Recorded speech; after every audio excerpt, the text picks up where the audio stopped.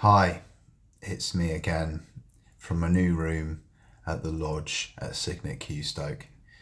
I've woken up today, had a bit of breakfast, and they'll be conducting the morning meeting shortly where they run through the activities for like occupational therapy and psychology and other activities they do for therapeutic purposes on the ward.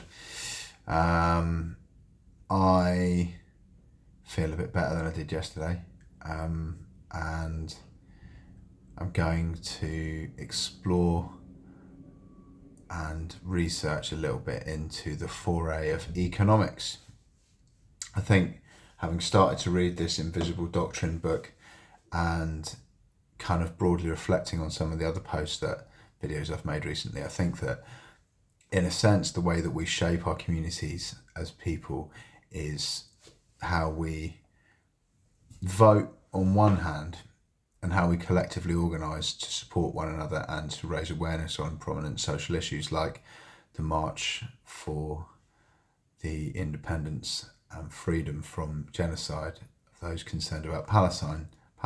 We also can shape our own communities by the way that we live our lives. One of the books I got yesterday, this one, Regenesis, Feeding the World Without Devouring Our Planet.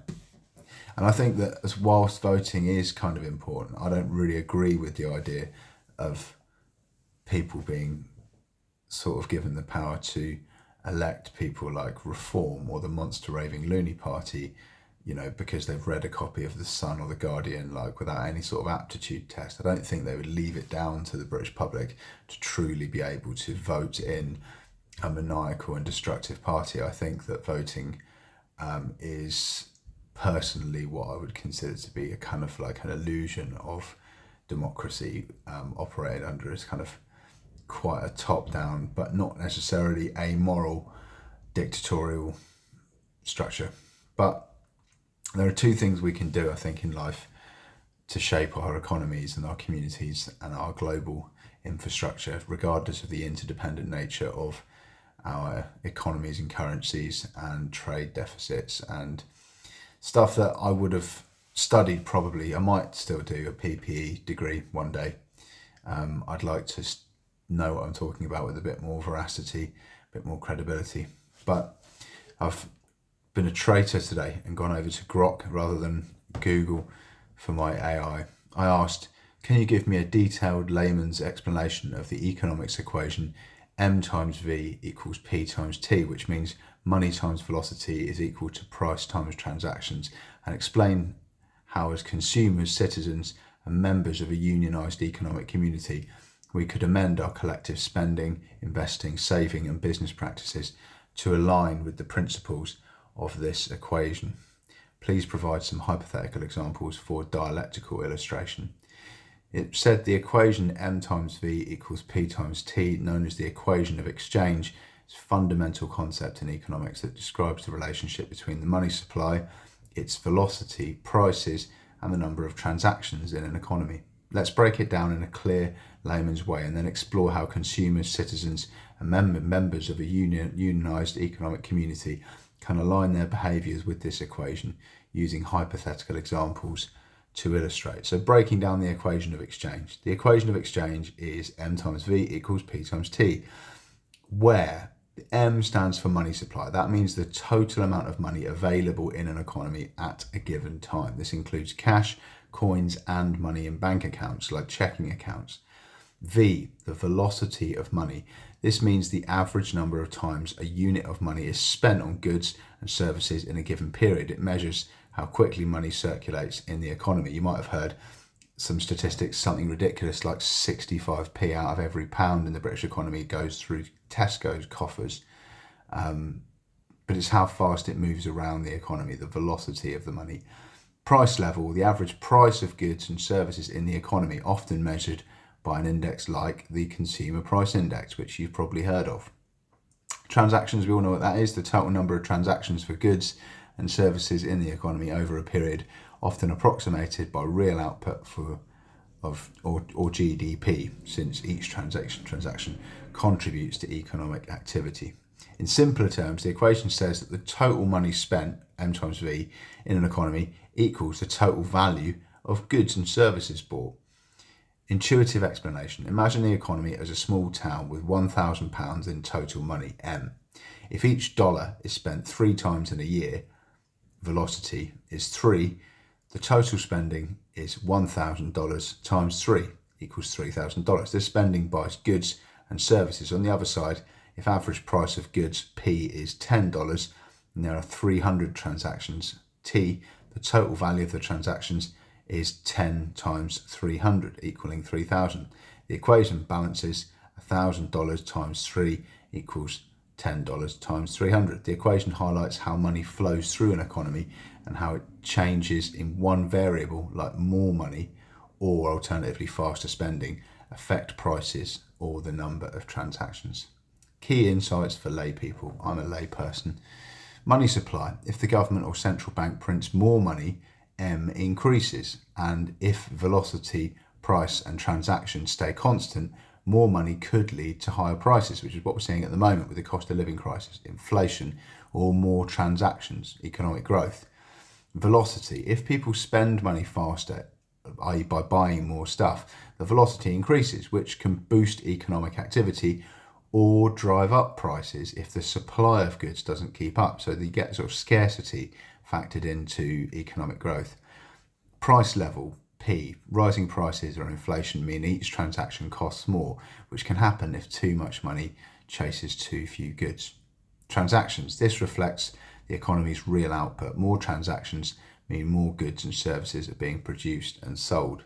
The equation assumes balance, but in reality, these variables interact dynamically and changes in one can ripple through the others. How consumers, citizens and unionised communities can align this with this equation. As consumers, citizens and members of a unionised economic community, we can influence M, V, P and T through our collective behaviours in spending, investing, saving and business practices. Below, I outline strategies to align with the principles of the equation, followed by hypothetical examples to illustrate. So spending practices. Goal: increase or influence the velocity and the transactions by making deliberate spending choices. The actions.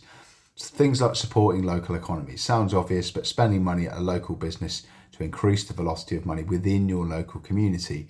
Local spending keeps money circulating among neighbours, boosting T, transactions. You might have heard of the Totnes pound or the Brighton pound. They keep money in the local economy, supporting them.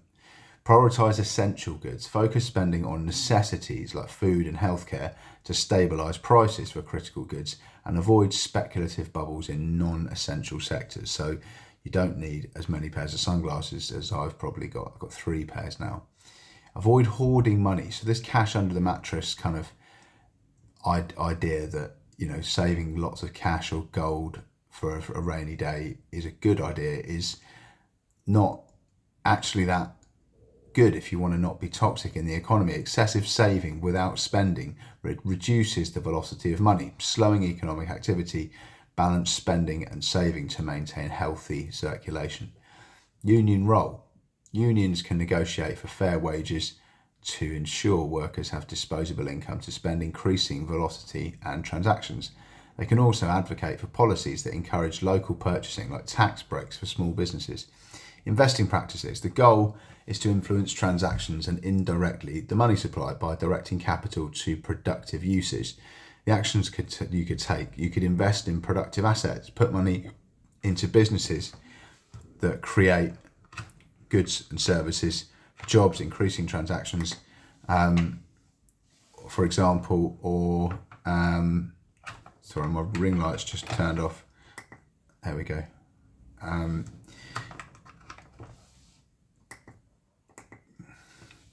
Never mind, I'll just have to do the rest of this in the dark. Invest in productive assets, put money into businesses or projects that create goods, services or jobs, increasing transactions. For example, invest in local startups or green energy projects. Support ethical businesses. Invest in companies with sustainable practices to stabilise price by reducing reliance on volatile extractive industries. Crowdfunding and cooperatives pool resources through community-driven investments to fund local projects, increasing transactions and keeping the velocity high within the community. Union role. Unions can create investment funds or pension plans that prioritise local or worker-owned enterprises, boosting transactions and ensuring money stays in the community. Saving practices. The goal is to balance the velocity and the money supply to avoid economic stagnation or inflation. So the actions that you could take would be to save strategically, save in ways that allow money to be lent out, like in credit unions or banks, which keeps the money supply productive by funding loans for businesses or individuals, supporting transactions. Avoid excessive hoarding. Keeping too much money out of circulation lowers its velocity, which can reduce economic activity. So save for long-term goals, but keep some funds circulating. Community saving pools. Contribute to collective saving programs, for example, credit unions that lend locally, increasing the velocity and the transactions. The union role. Unions, if you don't know what a credit union is, then Google it. But unions can educate members on financial literacy, encouraging savings in institutions that reinvest in the community, maintaining velocity and supporting transactions. Business practices. The goal is to influence prices and transactions through responsible production and pricing. Actions. Fair pricing. Businesses should avoid price. I don't know what that means. Gowing. I don't know what that word is. Sorry, I'm about my literacy skills, as well as my ability to speak clearly. To stabilise prices, ensuring consumers can afford goods and maintain tea. I don't know what gowing means, unfortunately. Sorry about that. Increase output. Expand production of goods and services to increase transactions, absorbing extra money, M, and preventing inflation, P, from rising. Local sourcing. Source materials locally to keep money circulating within the economy, increasing velocity. Union role. Unions can push for worker-owned cooperatives or advocate for workplace policies that prioritise sustainable production, which supports a stable price and a higher transaction rate. Collective advocacy as citizens. The goal is to influence the money supply and macroeconomic stability through policy. The actions that people could take be to advocate for responsible monetary policy, support central bank policies that control money to avoid excess inflation, price rising, or deflation, price falling. Push for economic equity, advocate for policies that distribute income fairly, ensuring more people can spend, increasing velocity and transactions without spiking the price. Support infrastructure investment, push for public spending on infrastructure, which increases transactions by creating jobs and services. Union role. Unions can lobby for policies that balance the money growth with the economic output, such as job creation programs or regulations to prevent monopolistic price hikes. P. Hypothetical examples for dialectical illustration. Let's explore 3 hypothetical scenarios to show how these principles play out and how collective actions align with the equation of exchange. Scenario 1, boosting local economy in a small town. So you could have a small town that has a stagnant economy. Residents save most of their money in national banks and local businesses are struggling, so low velocity and low transactions. So money's not moving around, it's stagnating, and there's hardly anything being sold. Actions. Consumers. Residents form a shop local campaign pledging to spend 50% of their discretionary income in local stores. This increases the velocity, money circulates faster, and transactions, more transactions at local businesses. Unions. The local teachers' union negotiates a contract ensuring fair wages, giving members more disposable income to spend locally, further boosting velocity and transactions. Businesses. Local shops source products from the nearby farms, keeping money in the community, a higher velocity and increasing production, higher transactions. Citizens. The community who lobbies for a local credit union that reinvests savings into small business loans, keeping the money productive and supporting the transactions. Outcome of the equation: velocity and transactions rise due to increased local spending and transactions. Price remains stable because local businesses focus on fair pricing. The town's economy grows without significant inflation. Scenario 2, addressing inflation in a city. So if you're in London, a city faces high inflation, price rising because of the money supply is grown due to government stimulus, but production and therefore transactions haven't kept up. So here's what you could do to counteract that scenario, hypothetically. Consumers or residents could prioritise spending on essential goods like food and utilities over luxury items, reducing demand pressure on non-essential prices, stabilise the price. Unions, a manufacturing union, pushes for investments in automation and training to increase output, transactions, absorbing excess money and reducing inflationary pressure on price. Businesses, local factories expand production of affordable goods, increasing transactions, keeping price in check. Citizens, community groups advocate for policies to control money growth, like tighter monetary policy, while supporting public investments in infrastructure to boost transactions. The outcome: increased or more goods produced absorbs the higher amount of the money supply, stabilising the price. Velocity remains steady as consumers spend thoughtfully, avoiding speculative bubbles. Scenario 3, reviving a declining industrial region. So here's a context. For example, a region with unionised factories is declining because these workers are saving heavily, so there's a low velocity of money, lots of cash under the mattress, and businesses are closing, so there's low transactions too. They're getting foreclosures. So what consumers could do would be to join a cooperative to pool savings and fund new local businesses, increasing the velocity or the speed at which money circulates, and new transactions from businesses. Union creates a pension fund that invests in local startups, boosting transactions by creating jobs and keeping the money more productive. Businesses, new worker-owned cooperative produce affordable goods, stabilising price and increasing transactions. Citizens, residents advocates for tax incentives for local businesses, increasing transactions and encouraging spending, which increases velocity in turn. So the outcome: velocity rises as money circulates through cooperatives and local businesses. Transactions increase with new production. Price remains stable due to affordable goods, revitalising the region's economy. Key principles for alignment: balance spending and saving. Keep money circulating, V, velocity, to support transactions, T, but save strategically to fund productive investments. Focus on local economies. Local spending and investment increases velocity and transactions within the community, reducing leakage to external economies. Stabilise prices. Fair pricing and increased production, transactions, prevent inflation, price rising, or deflation, price falling. Advocate for smart policies. Support monetary and fiscal policies that balance M with T to avoid economic imbalances, and leverage collective power. Very important. Unions and community groups can amplify impact by coordinating spending, investing, and advocacy. Final notes.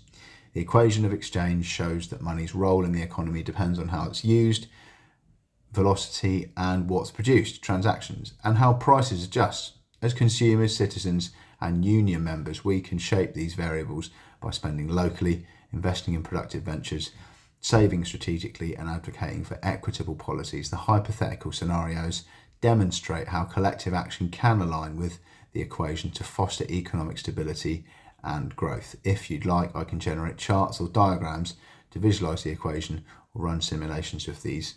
Just let me know. I don't think we need any of those. I'm using this battery pack to put my light on. It's gone on and now it's gone off. What I'll do is I'll decamp to the other side of the room where I've got my laptop and a cold cup of coffee. I'm obviously not charging my coffee, but I am charging my laptop, and I've got a little white plug, and I'll plug that into this USB just for the final few minutes of this conversation.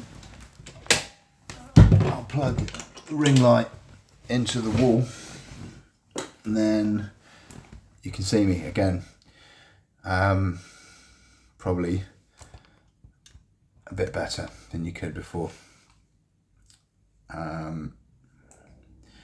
So credit unions are pretty cool. I don't know if you've ever seen a credit union or been a member of one or heard of one.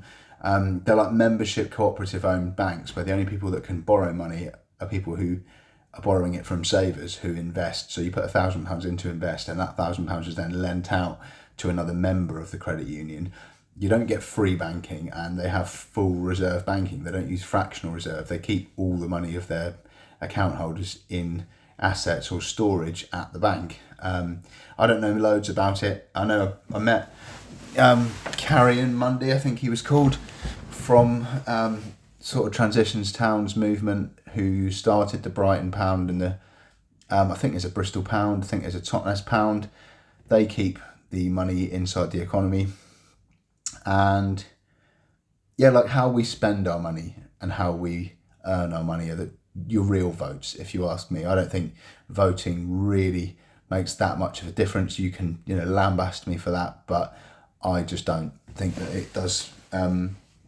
I don't think they would leave it to the general populace to sort of administrate the running of advanced deep state classified installations and massive resource management projects, which even people in Westminster don't get to know about or hear about. And like, apparently, I remember seeing on, I think it was Britain from Above, every time EastEnders starts, they open a hydroelectric dam in France because everybody goes and puts on their kettle for a cup of tea at the same time, and the kettle uses like 3,000 watts, so it drains all of the electricity from the national grid to such a high demand that the British energy system has to borrow energy from its neighbouring nation through this massive system because EastEnders is on and everyone makes a cup of tea.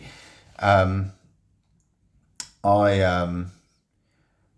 think you should study PPE before you can vote, really. I don't think that if we're going to live in a real democracy, people making uneducated guesses on primary colours and stooges who, whilst very good orators and with some fairly didactic and, resounding policies, which they do implement occasionally, sort of foisting themselves as, ideogogues on our kind of television sets and in our newspapers. Most people just vote on whether they like the look of that guy and they like his general policies, or whether he's or she is, supporting broadly policies in their manifesto which align with their own personal self-interest. They don't vote for what's actually best for the economy. Whatever happened with Liz Truss in her short time in office speaks volumes, really, about, probably, I don't know. I mean, I guess that kind of counters my argument that she was democratically voted in and fucked it up and got the fuck out of Dodge as quickly as possible. But yeah, Google M times V equals P times T, and try and have a good day. Try and enjoy yourself. I don't know what I'm going to do today. I'm missing the morning meeting. I'm going to go try and catch the end of it now. Starts at 10 a.m. Alexa, tell me a joke. Knock, knock. Who's there? Cows say. Cows say who? No, silly. Cows say moo. Knock, knock. Who's there? Cows say. Cows say who? No, silly. Cows say moo. On that bombshell, I'll leave you to enjoy the rest of your day. Thanks for watching and all the best.